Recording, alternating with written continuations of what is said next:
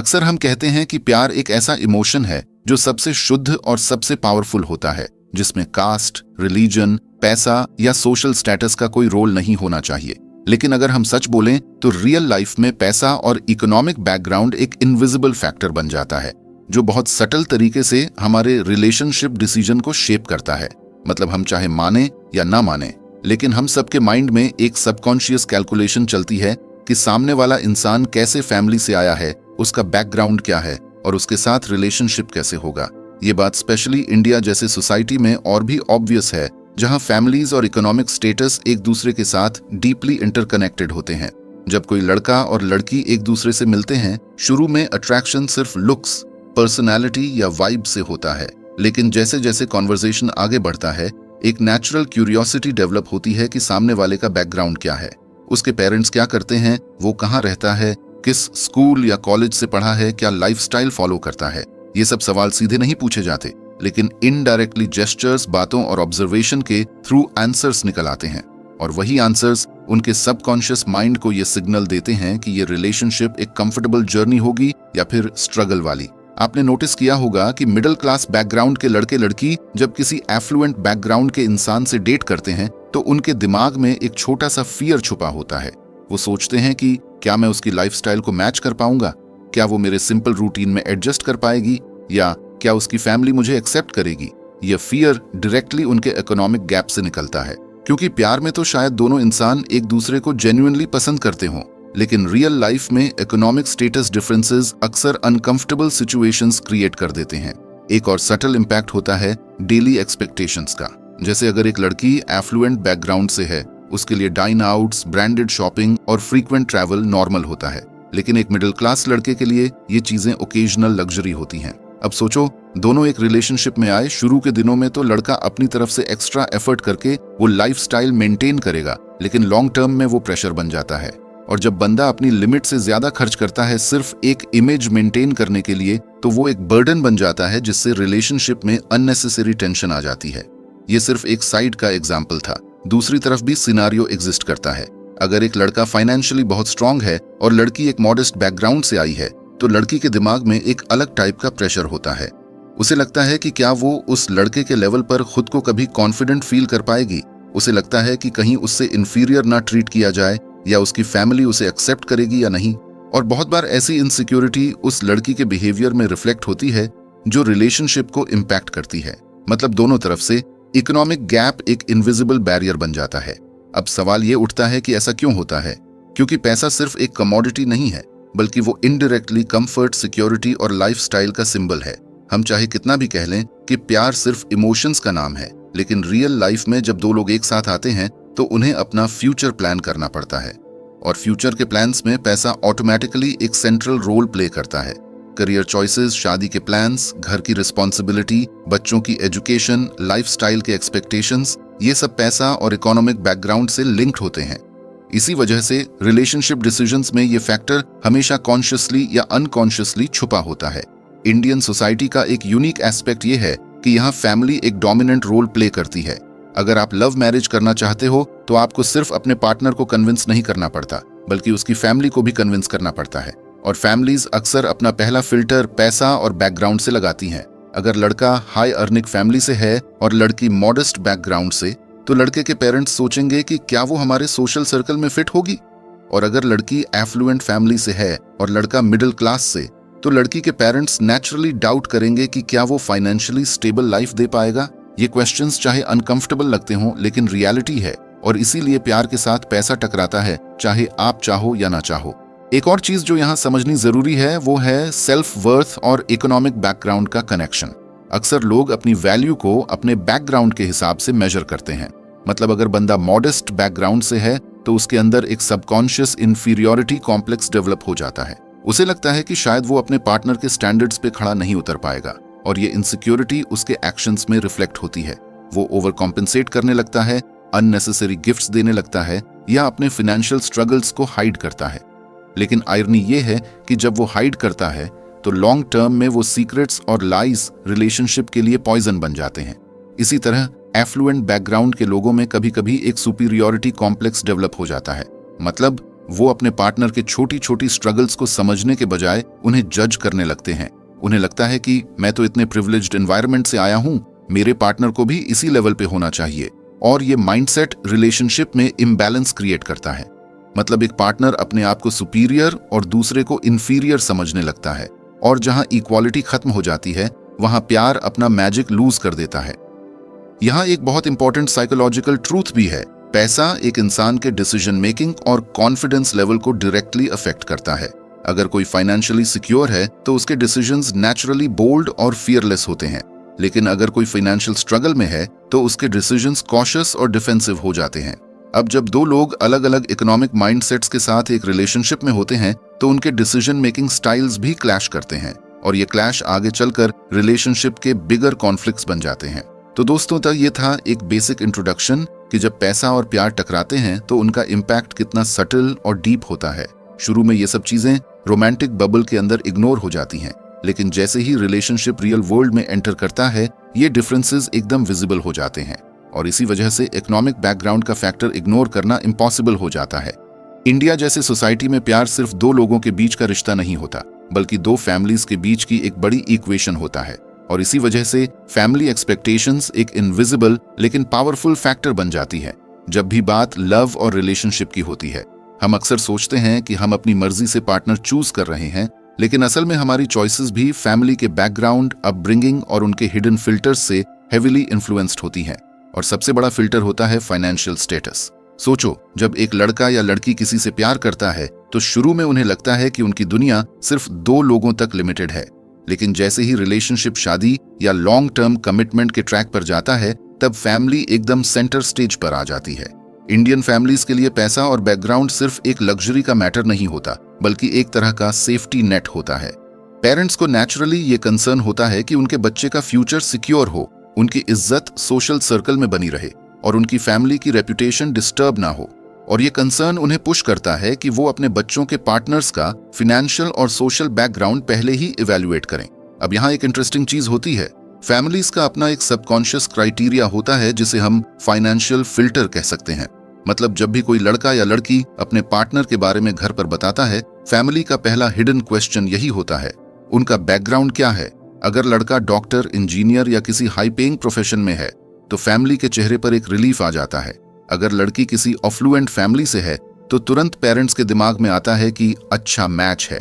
लेकिन अगर सिचुएशन उल्टा हो, मतलब लड़का एवरेज अर्निंग करता हो या लड़की मॉडेस्ट फैमिली से हो, तो एक टेंशन ऑटोमेटिकली क्रिएट हो जाता है। ये टेंशन सिर्फ पैसा के नंबर्स तक लिमिटेड नहीं होती, बल्कि उसके पीछे छुपी सोशल परसेप्शन तक जाती है।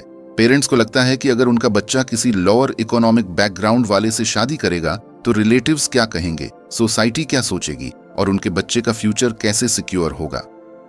यहाँ एक साइकोलॉजिकल बायस काम करता है। लोग समझते हैं कि फाइनेंशियल स्टेबिलिटी डायरेक्टली कैरेक्टर और कैपेबिलिटी का इंडिकेटर है। मतलब अगर बंदा पैसा वाला है तो वो ऑटोमेटिकली रिस्पॉन्सिबल और कैपेबल होगा, और अगर वो फाइनेंशियली स्ट्रगल कर रहा है तो शायद वो ज्यादा रिलायबल नहीं होगा। ये सोच गलत भी हो सकती है, लेकिन ये डीपली रूटेड है। एक और चीज जो फैमिली एक्सपेक्टेशंस को कॉम्प्लिकेटेड बनाती है वो है कंपैरिजन। हर फैमिली अपने बच्चों के लिए एक आइडियल पार्टनर इमेज बनाती है, और ये इमेज अक्सर उनके खुद के एक्सपीरियंसेस और एक्सपोजर से बनती है। अगर एक फैमिली खुद अपर मिडिल क्लास है तो उनके लिए नॉर्मल है कि वो अपने बच्चे के लिए वैसे ही लाइफस्टाइल वाले पार्टनर की एक्सपेक्टेशन रखें। अगर पार्टनर का फैमिली बैकग्राउंड उससे नीचे है तो तुरंत एक डाउट आ जाता है, क्या वो हमारे स्टैंडर्ड के साथ एडजस्ट कर पाएंगे। और अगर बैकग्राउंड उनसे ज्यादा एफ्लुएंट है तो भी एक इनसिक्योरिटी होती है, क्या वो हमें नीचा समझेंगे। मतलब चाहे बैकग्राउंड हायर हो या लोअर, फैमिली एक्सपेक्टेशंस हमेशा एक चैलेंज क्रिएट करती हैं। अब अगर हम यूथ की तरफ से सोचें तो उनके लिए ये सिचुएशन बहुत कंफ्यूजिंग होती है, क्योंकि एक तरफ वो अपने दिल की सुनना चाहते हैं और दूसरी तरफ उन्हें अपनी फैमिली की इज्जत और एक्सपेक्टेशंस भी मैनेज करनी पड़ती हैं। कई बार ऐसा होता है कि लड़का लड़की एक दूसरे के साथ जेन्युइनली खुश होते हैं, लेकिन फैमिली के फाइनेंशियल फिल्टर्स की वजह से उनका रिश्ता अप्रूव नहीं होता, और ये रिजेक्शन उनके रिलेशनशिप पर एक इमोशनल ट्रॉमा छोड़ देता है। बहुत बार कपल्स के बीच में आर्ग्यूमेंट्स इसी वजह से शुरू हो जाते हैं कि तुम्हारे घर वाले मुझे एक्सेप्ट क्यों नहीं करते, या फिर एक पार्टनर गिल्ट फील करता है कि उसके फैमिली की वजह से दूसरा हर्ट हो रहा है। इसी के साथ एक और सब्टिल चीज होती है, फैमिली एक्सपेक्टेशन कपल्स के सबकॉन्शियस बिहेवियर को भी अफेक्ट करती है। फॉर एग्जाम्पल, अगर एक लड़का मिडिल क्लास फैमिली से है और उसकी गर्लफ्रेंड एफ्लुएंट बैकग्राउंड से है, तो लड़का अपनी गर्लफ्रेंड को फैमिली से इंट्रोड्यूस करते वक्त थोड़ा हेजिटेंट फील करेगा। उसे लगेगा कि कहीं उसकी फैमिली गर्लफ्रेंड के स्टैंडर्ड्स को मैच ना कर पाए। इसी तरह लड़की भी कभी अपने पार्टनर को ओपनली घर पर ले आने से पहले 100 बार सोचेगी कि मम्मी पापा क्या सोचेंगे, और ये हेजिटेशन एक इनविजिबल बैरियर बन जाता है जो रिलेशनशिप के नेचुरल फ्लो को डिस्टर्ब करता है। फैमिली एक्सपेक्टेशंस के इस इकोनॉमिक एंगल को समझना बहुत जरूरी है, क्योंकि इसमें एक और हिडन लेयर होती है, मैरिज का फाइनेंशियल रिस्पॉन्सिबिलिटी वाला एंगल। इंडियन फैमिलीज अक्सर शादी को एक इवेंट नहीं बल्कि एक सोशल शोकेस मानते हैं। मतलब शादी के फंक्शंस, डाउरी के डिस्कशंस जो अब भी इनडायरेक्टली एग्जिस्ट करते हैं, गिफ्ट्स और सोशल इमेज सब एक साथ लिंक्ड होते हैं। और जब दोनों फैमिलीज के इकोनॉमिक स्टेटस मैच नहीं करते तो एक तरह का इम्बैलेंस क्रिएट हो जाता है। एक फैमिली को लगता है कि दूसरी फैमिली एक्सपेक्टेशंस को पूरा नहीं कर पाएगी और दूसरी फैमिली को लगता है कि उन पे अननेसेसरी बर्डन डाल दिया जाएगा, और ये सब छोटी छोटी चिंता रिलेशनशिप के कोर को वीक कर देती है। अब मैं यहाँ एक बहुत रियल एग्जांपल देता हूँ जो आपको समझने में मदद करेगा। मान लो एक लड़का IT प्रोफेशनल है, डिसेंट सैलरी अर्न करता है और मिडिल क्लास फैमिली से आता है। उसकी गर्लफ्रेंड एक बिजनेसमैन के घर की बेटी है जहाँ पर लैविश लाइफस्टाइल नॉर्मल है। दोनों एक दूसरे को सच में प्यार करते हैं, लेकिन जब बात फैमिली अप्रूवल की आती है, लड़की के पेरेंट्स के दिमाग में पहले ही डाउट आ जाता है, क्या ये लड़का हमारी बेटी को वही लाइफस्टाइल दे पाएगा जो उसने अब तक जिया है? चाहे लड़का हार्ड वर्किंग हो, जेन्युइन हो, लेकिन उनके लिए फाइनेंशियल कंपैरिजन ज्यादा इंपॉर्टेंट बन जाता है। और लड़का अपनी तरफ से कितना भी समझाए, उनके फिल्टर उसके कैरेक्टर से ज्यादा उसकी पे चेक पे फोकस करते हैं।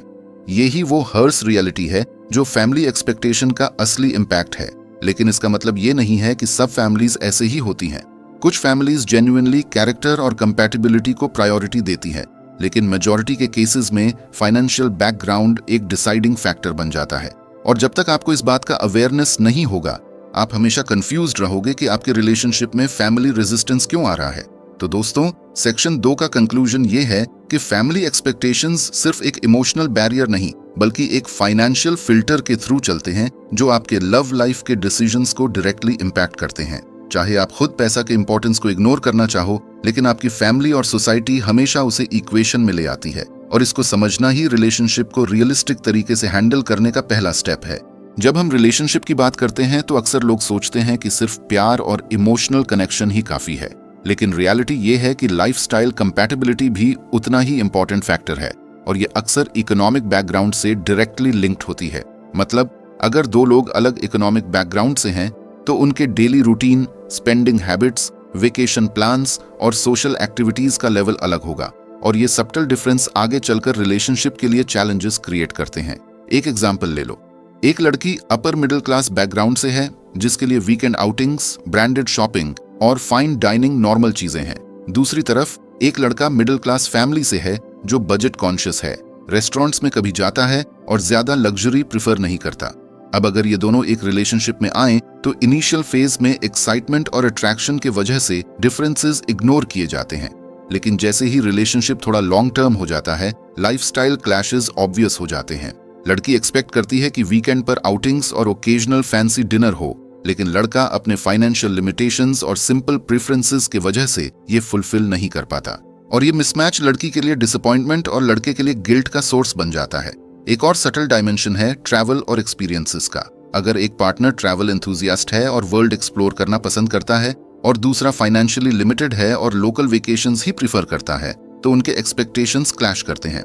लड़की या लड़का जो एडवेंचरस है वो पार्टनर से एक्साइटमेंट और स्पॉन्टेनिटी एक्सपेक्ट करेगा, लेकिन दूसरा पार्टनर स्ट्रेस या हेजिटेशन दिखाएगा।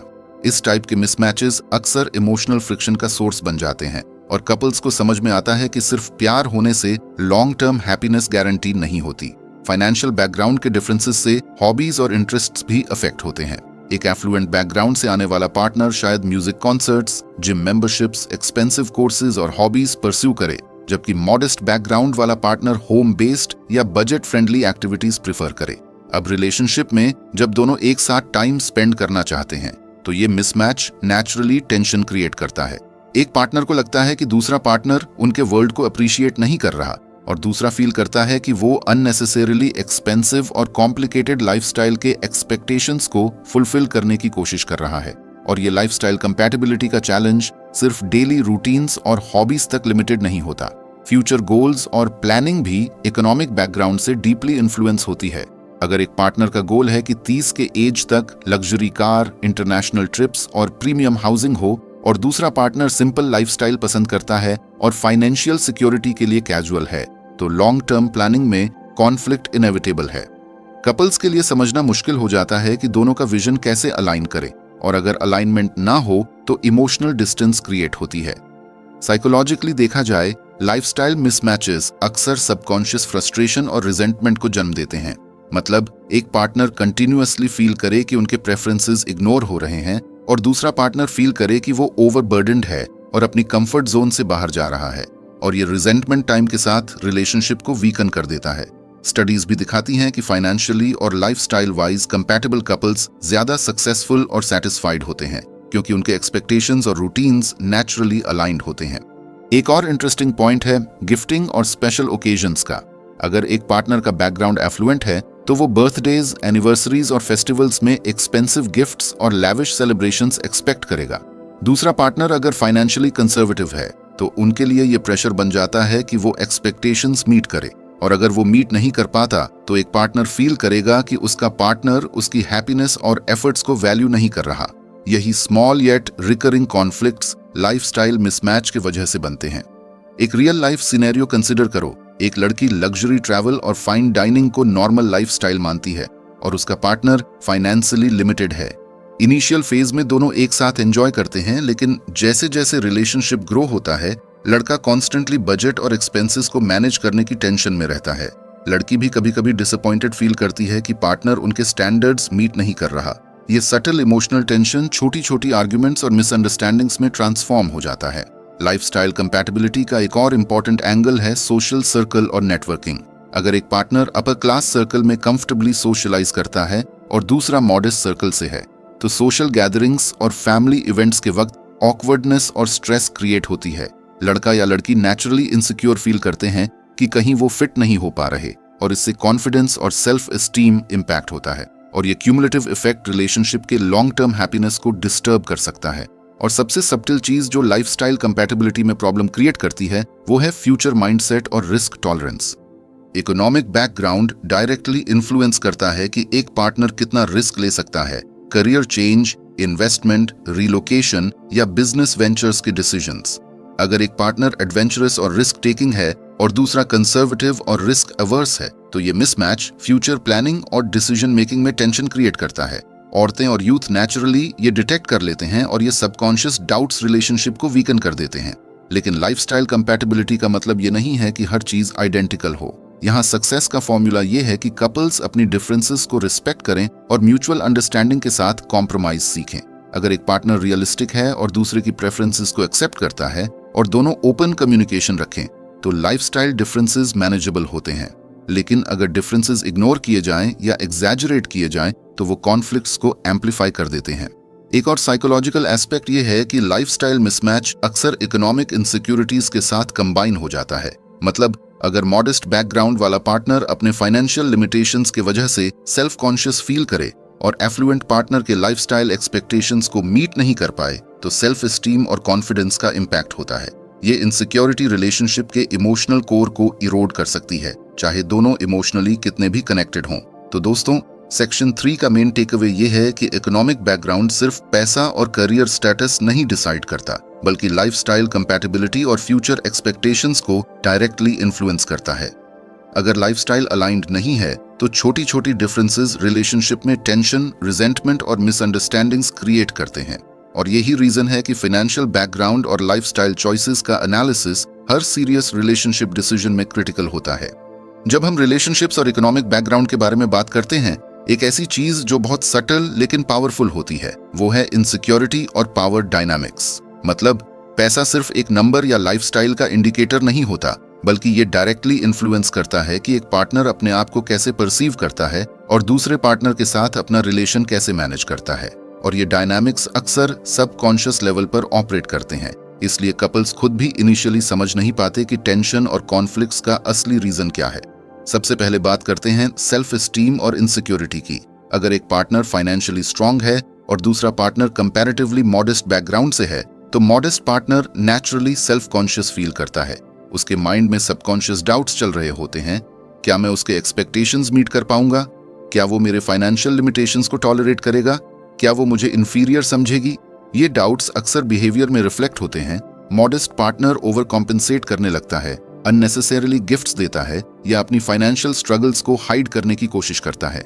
लेकिन आयरनी ये है कि ये ओवर कॉम्पेंसेशन और हाइडिंग ऑनेस्टी लॉन्ग टर्म में ट्रस्ट इश्यूज और इमोशनल फ्रिक्शन क्रिएट करते हैं। दूसरी तरफ एफ्लुएंट बैकग्राउंड से आने वाला पार्टनर भी कभी कभी एक सटल सुपीरियरिटी कॉम्प्लेक्स डेवलप कर लेता है।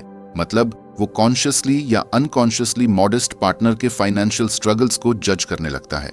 उसे लगता है कि मैं फाइनेंशियली सिक्योर हूं, मैं ज्यादा केपेबल हूं और शायद मेरी एक्सपेक्टेशंस वैसे नहीं पूरे कर पा रहा।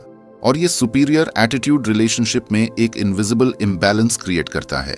जब इक्वालिटी का सेंस खत्म हो जाता है तो इमोशनल कनेक्शन वीकन हो जाता है और छोटी छोटी डिसएग्रीमेंट्स बड़ा आर्ग्यूमेंट बन जाते हैं। इकोनॉमिक डिफरेंसेस की वजह से डिसीजन मेकिंग पावर का इम्बैलेंस भी क्रिएट होता है।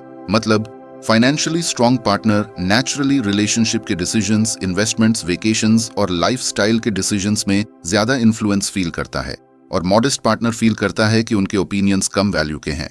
ये इम्बैलेंस ईगो क्लैशेस, रिजेंटमेंट और इमोशनल डिसैटिस्फैक्शन के लिए फर्टाइल ग्राउंड बन जाता है। और इंटरेस्टिंग बात यह है कि ये इम्बैलेंस अक्सर एक्सटर्नल ट्रिगर्स से एम्पलीफाई होता है, जैसे एक फैमिली गैदरिंग, सोशल कंपैरिजन या एक फाइनेंशियल डिस्कशन। एक और सटल साइकोलॉजिकल पैटर्न है फियर ऑफ जजमेंट और सोशल प्रेशर का। अगर एक पार्टनर मॉडेस्ट बैकग्राउंड से है तो वो हर सोशल इवेंट या आउटिंग के वक्त एंग्जियस फील करता है कि कहीं दूसरा पार्टनर या उनकी फैमिली उन्हें जज ना कर दे। ये एंग्जाइटी उसके नेचुरल बिहेवियर और कॉन्फिडेंस को अफेक्ट करती है और जब कॉन्फिडेंस ड्रॉप होता है तो वो अननेसेसरीली डिफेंसिव या इनसिक्योर हो जाता है, जो रिलेशनशिप में टेंशन क्रिएट करता है।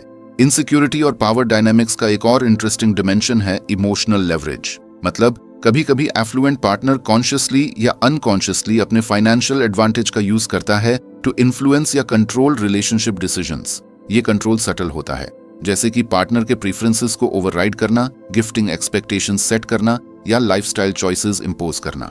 मॉडेस्ट पार्टनर को इनिशियली ये फील नहीं होता, लेकिन टाइम के साथ ये इम्बैलेंस रिलेशनशिप के ट्रस्ट और कंफर्ट को अफेक्ट कर देता है। और ये इम्बैलेंस सिर्फ फाइनेंशियल एस्पेक्ट तक लिमिटेड नहीं होता, ये सेल्फ वर्थ और इमोशनल डिपेंडेंसी को भी इन्फ्लुएंस करता है। अगर एक पार्टनर फाइनेंशियली स्ट्रांग है तो मॉडेस्ट पार्टनर इमोशनली ज्यादा डिपेंडेंट हो जाता है। वो अपने पार्टनर के डिसीजंस और अप्रूवल्स के साथ अलाइन करने लगता है और अपने पर्सनल डिजायर्स को सेकेंडरी रख देता है। और ये इमोशनल डिपेंडेंसी छोटी छोटी डिसएग्रीमेंट्स के लिए भी वल्नरेबिलिटी क्रिएट कर देती है। साइकोलॉजी के हिसाब से इनसिक्योरिटी एम्पलीफाई होती है जब एक्सपेक्टेशंस और रियलिटी मिसमैच करते हैं। मतलब अगर मॉडेस्ट पार्टनर एफ्लुएंट पार्टनर के लाइफस्टाइल और फ्यूचर प्लान्स को मैच नहीं कर पाता तो ऑटोमेटिकली सेल्फ डाउट और फियर का साइकिल स्टार्ट हो जाता है। और ये साइकिल सटली पर कंटिन्यूअसली रिलेशनशिप के इमोशनल कोर को ड्रेन कर देता है। इमोशनल स्ट्रेन एक्यूमुलेट होता है और कभी कभी रिलेशनशिप कोलैप्स की तरफ भी जा सकता है, चाहे दोनों इमोशनली कनेक्टेड हों। एक और सटल चीज जो लोग इग्नोर करते हैं वो है डिसीजन मेकिंग और कॉन्फ्लिक्ट रेजोल्यूशन स्किल्स का इम्पैक्ट। अगर दोनों पार्टनर्स अलग इकोनॉमिक बैकग्राउंड से हैं तो कॉन्फ्लिक्ट रेजोल्यूशन के अप्रोचेस भी डिफरेंट होते हैं। Financially secure partner risk taking और लॉन्ग टर्म पर्सपेक्टिव रखता है, जबकि मॉडेस्ट पार्टनर कैचस और कंजर्वेटिव अप्रोच रखता है। जब दोनों अप्रोच क्लैश करते हैं तो ये पावर स्ट्रगल और डिसएग्रीमेंट्स के फॉर्म में अपीयर होता है और ये डिसएग्रीमेंट्स छोटी छोटी बातों से लेकर मेजर लाइफ डिसीजंस तक अफेक्ट करते हैं। रियल लाइफ एग्जांपल कंसिडर करो। एक कपल है जहां लड़का एफ्लुएंट बैकग्राउंड से है और लड़की मॉडेस्ट बैकग्राउंड से। लड़की अपने मॉडेस्ट अपब्रिंगिंग और फाइनेंशियल इनसिक्योरिटीज के वजह से अपने करियर डिसीजंस और पर्सनल चॉइसेस में हेजिटेंट है। लड़का फाइनेंशियली कॉन्फिडेंट होने की वजह से उनके डिसीजंस को इन्फ्लुएंस करना स्टार्ट कर देता है, जैसे कि वेकेशन प्लान्स, इन्वेस्टमेंट्स या इवन डेली स्पेंडिंग। इनिशियली ये छोटी छोटी चीजें लगती हैं, लेकिन over time modest partner feel करता है कि वो अपने चॉइसेस खुद नहीं ले पा रहा और इमोशनल डिपेंडेंसी और रिजेंटमेंट ग्रो करने लगता है। और यही पावर डायनामिक का क्लासिक एग्जाम्पल है जो इकोनॉमिक डिफरेंसेस से डायरेक्टली जनरेट होता है। इसके साथ ही एक और साइकोलॉजिकल एस्पेक्ट है कंपैरिजन और सोशल इवैल्यूएशन का। अगर मॉडेस्ट पार्टनर अपने फ्रेंड्स या रिलेटिव्स के एफ्लुएंट पीयर्स से कंपेयर करे तो ऑटोमेटिकली सेल्फ एस्टीम और कॉन्फिडेंस इंपैक्ट होता है। ये कंपैरिजन सबकॉन्शियस लेवल पर कंटिन्यूअसली रिलेशनशिप के डायनामिक्स को अफेक्ट करता है और एफ्लुएंट पार्टनर कभी कभी अनअवेयर होता है कि उनके स्टैंडर्ड और लाइफस्टाइल के एक्सपेक्टेशंस मॉडेस्ट पार्टनर के लिए प्रेशर बन रहे हैं। सेक्शन 4 का मेन टेक अवे ये है कि इनसिक्योरिटी और पावर डायनामिक्स का रूट अक्सर इकोनॉमिक बैकग्राउंड और फाइनेंशियल डिफरेंसेस में होता है। ये डायनामिक्स सटली पर कंटिन्यूअसली रिलेशनशिप के ट्रस्ट, इक्वालिटी और इमोशनल बैलेंस को अफेक्ट करते हैं। अगर ये रिकॉग्नाइज न किया जाए तो छोटी छोटी डिफरेंसेस इमोशनल कॉन्फ्लिक्ट्स और रिजेंटमेंट में ट्रांसफॉर्म हो जाते हैं। और यही रीजन है कि कपल्स को अर्ली स्टेज में अपने इनसिक्योरिटीज को समझना और ओपनली डिस्कस करना चाहिए, ताकि लॉन्ग टर्म रिलेशनशिप हेल्थी और बैलेंस्ड रहे। जब हमने पहले के सेक्शंस में देखा तो हमें समझ आया कि इकोनॉमिक बैकग्राउंड और फाइनेंशियल डिफरेंसेस का इम्पैक्ट रिलेशनशिप्स पर कितना सटल और स्ट्रांग होता है। Family expectations, lifestyle compatibility, insecurities और पावर डायनामिक्स, ये सब मिलकर एक कॉम्प्लेक्स इमोशनल लैंडस्केप क्रिएट करते हैं, जहां कपल्स को अपनी रिलेशनशिप को बैलेंस करना बहुत चैलेंजिंग लगता है। लेकिन इसका मतलब ये नहीं कि पैसा या बैकग्राउंड के डिफरेंसेस को ओवरकम नहीं किया जा सकता। इस सेक्शन में हम डिस्कस करेंगे प्रैक्टिकल सॉल्यूशंस और इमोशनल बैलेंस की स्ट्रैटेजीज, जिससे आप अपने प्यार को पैसों और बैकग्राउंड के प्रेशर से प्रोटेक्ट कर सकते हो। सबसे पहला और इम्पोर्टेंट स्टेप है ओपन कम्युनिकेशन। कपल्स को अपने फाइनेंशियल रियलिटीज और एक्सपेक्टेशंस के बारे में ओपनली बात करना चाहिए। मतलब अगर एक पार्टनर मॉडेस्ट बैकग्राउंड से है और दूसरा एफ्लुएंट, तो दोनों को समझना होगा कि उनके रिसोर्सेज और कैपेबिलिटीज डिफरेंट हैं। ये कॉन्वर्सेशन इनिशियल स्टेज में ऑकवर्ड लग सकती है, लेकिन लॉन्ग टर्म में ये ट्रस्ट और अंडरस्टैंडिंग बिल्ड करने के लिए एसेंशियल है।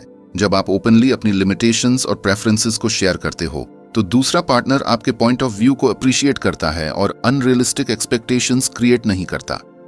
दूसरी इंपॉर्टेंट स्ट्रैटेजी है म्यूचुअल रिस्पेक्ट और इक्वालिटी को मेंटेन करना। इकोनॉमिक बैकग्राउंड के डिफरेंसेस की वजह से कभी मॉडेस्ट पार्टनर इनसिक्योर फील कर सकता है और एफ्लुएंट पार्टनर सुपीरियर फील कर सकता है। इस सिचुएशन में हर पार्टनर को कॉन्शियसली अपनी बिहेवियर और एटीट्यूड को एडजस्ट करना चाहिए। रिस्पेक्ट का मतलब यह है कि दोनों पार्टनर्स के ओपिनियंस और चॉइसेस इक्वली वैल्यू रखें। अगर एक पार्टनर सुपीरियर एटीट्यूड अडॉप्ट करता है या पावर डायनामिक्स का मिसयूज करता है, तो रिलेशनशिप का इमोशनल बैलेंस डिस्टर्ब हो जाता है। और ये रिस्पेक्ट और इक्वालिटी सिर्फ डेली इंटरेक्शंस में नहीं, डिसीजंस और फ्यूचर प्लानिंग में भी दिखनी चाहिए। एक और प्रैक्टिकल अप्रोच है फाइनेंशियल प्लानिंग और ट्रांसपेरेंसी। अगर कपल्स अपने एक्सपेंसेस, इन्वेस्टमेंट्स और फ्यूचर गोल्स को ओपनली डिस्कस करते हैं, तो मिसअंडरस्टैंडिंग्स और टेंशन नेचुरली रिड्यूस हो जाती है।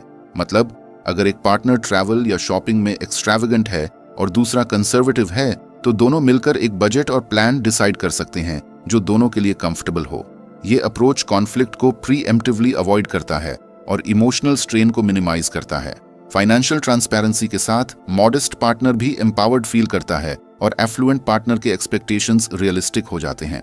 लाइफस्टाइल कंपैटिबिलिटी को मैनेज करने के लिए कॉम्प्रोमाइज और फ्लेक्सिबिलिटी का एटीट्यूड अडॉप्ट करना बहुत जरूरी है।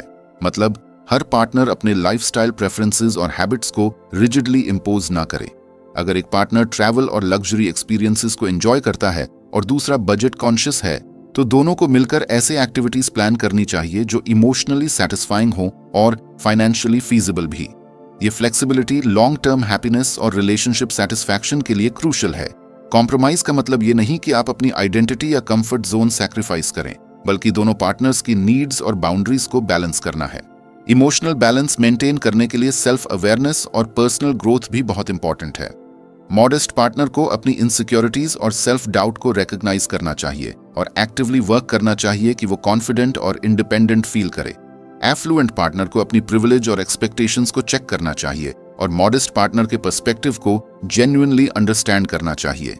जब दोनों पार्टनर्स इमोशनली अवेयर और सेल्फ रिफ्लेक्टिव होते हैं, तो सटल पावर इम्बैलेंसेस और इनसिक्योरिटीज रिलेशनशिप पर डिस्ट्रक्टिव इफेक्ट नहीं डालते।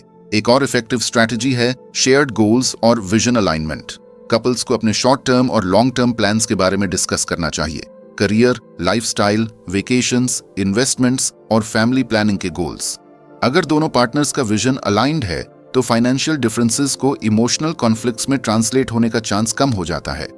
अलाइंड गोल्स के साथ दोनों पार्टनर्स एक टीम की तरह काम करते हैं और चुनौतियों को सामूहिक रूप से संभालते हैं। ये दृष्टिकोण रिश्ते को मजबूत और लचीला बनाता है। सपोर्टिव एनवायरनमेंट क्रिएट करना भी क्रूशियल है। मतलब कपल्स को अपने एक्सटर्नल सोशल सर्कल्स और फैमिलीज के प्रेशर्स को मैनेज करना आना चाहिए।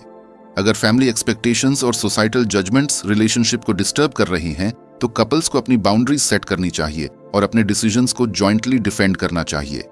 एक्सटर्नल प्रेशर के अगेंस्ट यूनिटी और म्यूचुअल सपोर्ट रिलेशनशिप को इमोशनली सिक्योर रखता है। और सबसे इंपॉर्टेंट लेसन ये है कि प्यार को पैसे से अलग समझना सीखना बहुत जरूरी है। मतलब पैसा और फाइनेंशियल स्टेटस फैक्टर्स हैं, लेकिन असली कनेक्शन, ट्रस्ट, अंडरस्टैंडिंग और इमोशनल इंटीमेसी से क्रिएट होता है। कपल्स को रिकॉग्नाइज करना चाहिए कि अगर वो अपनी रिलेशनशिप के कोर इमोशनल एस्पेक्ट्स को प्रोटेक्ट करेंगे तो फाइनेंशियल डिफरेंसेस मैनेजेबल होते हैं। ये रिकॉग्निशन एक मेंटल शिफ्ट है, जहां आप वैल्यू और प्रायोरिटी असाइन करते हो, इमोशनल बॉन्डिंग को फर्स्ट और फाइनेंशियल एक्सपेक्टेशंस को सेकेंडरी।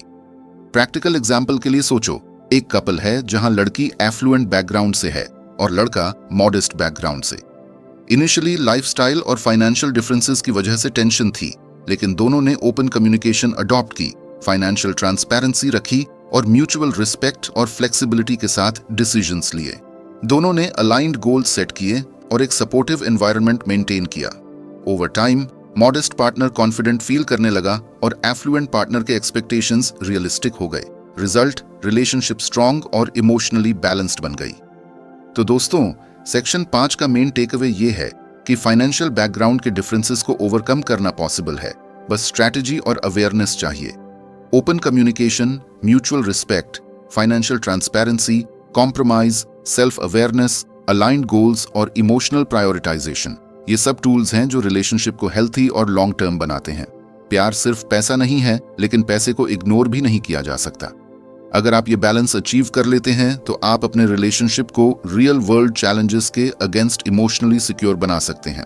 दोस्तों, आज के वीडियो में हमने देखा कि कैसे इकोनॉमिक बैकग्राउंड, लाइफस्टाइल डिफरेंसेस और फैमिली एक्सपेक्टेशंस आपके लव लाइफ को साइलेंटली शेप करते हैं। और मैंने आपको प्रैक्टिकल सॉल्यूशंस भी दिए जिससे आप अपनी रिलेशनशिप को फाइनेंशियली और इमोशनली बैलेंस कर सकते हो। लेकिन सबसे इंपॉर्टेंट बात जो मैं आपसे कहना चाहता हूं वो ये है कि प्यार सिर्फ पैसा और बैकग्राउंड का गेम नहीं है। अगर आप सच में अपने पार्टनर से दिल से प्यार करते हो तो आप इनसिक्योरिटीज, डिफरेंसेस और प्रेशर्स के बावजूद अपने रिश्ते को स्ट्रांग बना सकते हो। अब एक छोटी सी चैलेंज आपके लिए, अगर आप सच में अपने पार्टनर के साथ इमोशनली और प्रैक्टिकली बैलेंस क्रिएट करने के लिए रेडी हो तो ये वीडियो को लाइक और शेयर करो और चैनल को सब्सक्राइब करना मत भूलो, क्योंकि यहाँ मैं आपको लव और रिलेशनशिप्स के सीक्रेट्स, साइकोलॉजी और रियल लाइफ सॉल्यूशंस लेकर आता हूँ जो आपको सिर्फ एंटरटेन नहीं बल्कि गाइड भी करते हैं। और एक ट्विस्ट, अगर आपने सिर्फ वीडियो देख लिया और अप्लाई नहीं किया तो नॉलेज वेस्ट हो जाएगी। लेकिन अगर आप जेन्युइनली अपने रिश्ते में ये टिप्स इंप्लीमेंट करते हो, अपनी इनसिक्योरिटीज को समझते हो और म्यूचुअल रिस्पेक्ट और अंडरस्टैंडिंग डेवलप करते हो तो आप अपनी लव लाइफ को एकदम नेक्स्ट लेवल पर ले जा सकते हो। तो दोस्तों, अगर आप दिल से प्यार करते हो, अपनी रिलेशनशिप को स्ट्रांग और बैलेंस्ड बनाना चाहते हो, अभी इस वीडियो को लाइक करो, चैनल को सब्सक्राइब करो और बेल आइकॉन दबाना मत भूलो ताकि आपको हर नए लव और रिलेशनशिप का सीक्रेट डायरेक्ट मिलता रहे। और हाँ, कमेंट्स में अपना एक्सपीरियंस शेयर करो, कैसे आप अपनी लव लाइफ में इमोशनल और फाइनेंशियल बैलेंस मेंटेन करते हो। मैं आपके स्टोरीज पढ़ने के लिए एक्साइटेड हूँ।